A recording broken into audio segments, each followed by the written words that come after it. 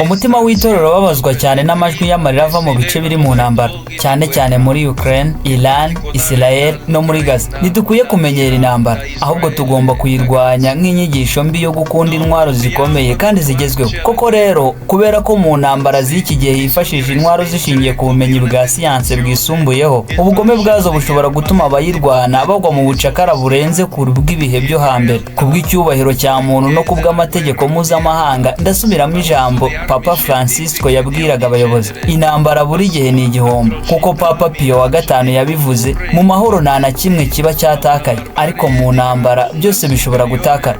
Aha ni mu kiganiro cye cya buri cyumweru, Papa Leo yasabye amahoro, avuga ko gukunda intwaro zikomeye kandi zigezweho bigomba kwangwa. Yavuze ko ikoreshwa ry'intwaro za siyansi mu ntambara zo muri iki gihe rishobora gutera ubugome bukabije kurusha ubwo mu bihe byo hashize. Yongeye ati: mu izina ry'icyubahiro cya muntu n'amategeko mpuzamahanga, ndasubiramo ibyo Papa Fransisiko yajyaga abwira abayobozi: burya intambara buri gihe ni igihombo, ariko amahoro ntacyo yangiza. Niyo mpamvu mureke dukanguke. Isi ntikeneye ibindi bisasu, isi ikeneye imitima irangwamo impuhwe, ntikeneye ibitwaro byica, ahubwo ikeneye amagambo yubaka n'imyitwarire ihumuriza. Amahoro si intege nke, ahubwo amahoro ni imbaraga nyazo. Wiyemeje guharanira amahoro aba yahisemo inzira igoye, ariko ari ibereye umutima. Abarwana ntibakwiye kwibagirwa ko inyuma y'amasasu n'imiriro hari ubuzima bw'abantu, abana, ababyeyi basize amazu yabo yuzuye inzozi zabo, abasaza n'abakecuru barimo kurira. Ese iryo niryo terambere twifuza nk'abantu? Ese gusenya amahoro y'abandi nibyo bituma umuntu yitwa umunyembaraga? Ariko se amahoro turayashaka koko, cyangwa tuyavuga gusa mu gihe tudafite intwaro?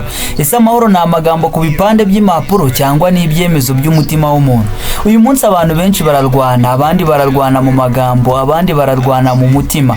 Intambara niba gusa aho haboneka amasasu, iba no mu mitima y'abantu. Iyo umuturanyi abaye umwanzi, iyo ababyeyi batakivugana n'abana, iyo ubwonko bumwe bubonwa nk'ubudakwiriye, haba hatangiye intambara itagaragara. Papa Fransisiko we yabivuze neza: intambara ni igihombo, kandi koko ni igihombo gihanitse. Igihombo cy'amaraso y'inzirakarengane, igihombo cy'ibihe byiza twari gufatanya nk'abantu, igihombo cy'icyizere, urukundo n'ubuzima. Mu izina ry'ababyeyi babura abana babo, mu izina ry'abana batagira aho bikinga, no mu izina ry'Imana idashaka amaraso, turasaba isi kureka intambara. Wowe uri hano, uri umukristo, uri umubyeyi, uri umwana, uri intwari, gerageza gutanga amahoro aho uri hose. Reka nsoze mvuga ngo isi ntizakira intambara ari uko bayihagaritse, ahubwo izakira intambara ari uko umutima wa muntu uhinduye icyerekezo. Mugire amahoro ya Nyagasani. Iri ryari ijambo Papa yagezaga ku batuye isi yose, bitewe n'ibiri kuba muri iki gihe. Intambara iri muri Iran, Israel ndetse no mu bihugu bitandukanye ku isi. Niba ukunda ibiganiro byacu, ndagusaba gukora subscribe, like, share na comment. Ndabakunda, mugire amahoro n'amafaranga. Ciao ciao.